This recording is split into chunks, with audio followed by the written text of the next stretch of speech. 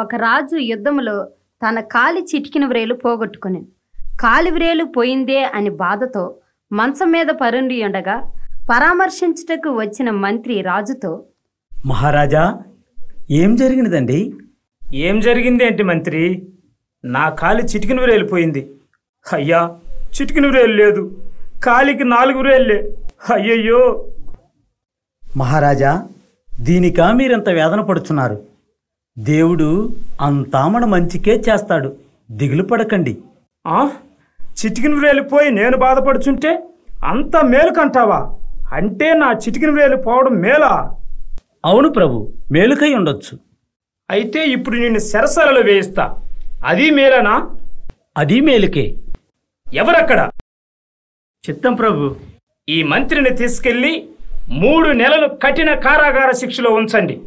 మేలుకంట, మేలుకి చూద్దాం. అలాగ కొన్ని దినములు గడిచిపోయిను. వేటాడుటకు అరణ్యంలోనికి వెళ్ళిన రాజు కొందరి అడవి జాతి మనుషుల చేతిలో చిక్కెను. వారు అతని తమ దేవతకు నరబలి ఇచ్చుటకు సిద్ధపరచుచుండిరి. వారి ఆచార ప్రకారం బలిగా అర్పించు వారికి అంగవైకల్యం ఉండకూడదు గనుక అతన్ని పరీక్షించుచుండగా ఆ రాజు కాలికి చిటికిన వ్రేలు లేకుండుట చూచి అతన్ని బలి ఇచ్చుటకు యోగ్యుడు కాదని ఎరిగి వదిలివేసిరి. బ్రతుకు జీవుడా అని బయటపడ్డాడు రాజు. అమ్మయ్యా, ఈరోజు నా ప్రాణం పోయిందనుకున్నాను. ఈ చిటికిన వ్రేలు లేకపోవడం వలన నేను బ్రతికాను. లేకపోతే ఈ పాటికి నా ప్రాణం గాలిలో కలిసిపోయేది. అవునవును, ఆనాడే మా మంత్రి చెప్పాడు కదా, ఇది నా మంచికేనని.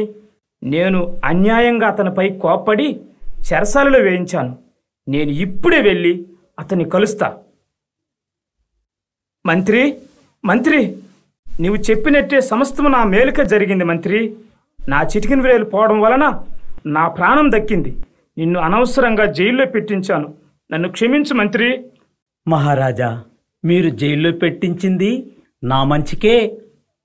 అదేంటి మంత్రి అలా అంటారు? మరింకేమనమంటారండి? నేను జైల్లో ఉండకపోతే మీతో ఉండాలి. మరి మీరు వేటకు వెళ్ళినప్పుడు మీతో ఉంటే మిమ్మల్ని వదిలివేసి అడవి జాతి వారు నన్ను బలి ఇచ్చి ఉండేవారు కదండి. అవునవును కదా.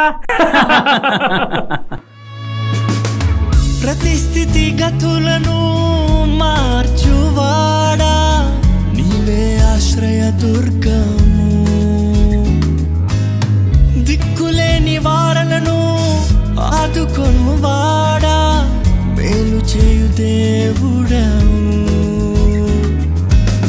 ప్రతిస్థితి గతులను మార్చువాడా, నీవే ఆశ్రయ దుర్గము.